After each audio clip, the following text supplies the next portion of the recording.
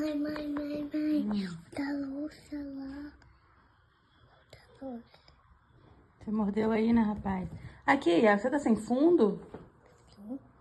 Você não comeu na escola hoje, não? Não. Ah, eu tô percebendo. Comi. Ah, você comeu o quê? Maçã. Na escola? Só maçã você comeu na escola? Sim. Não tinha almoço, não, papá? Não tinha papá hoje? Tinha o quê?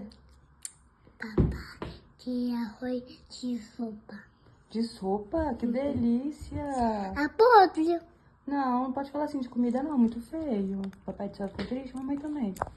É Aqui. lindo. É, gostoso sopa. Aqui, deixa eu ver essa maçãzinha aí. Tá cheirosa, hein? Cheira ela pra você ver, tá cheirosinha. Hum.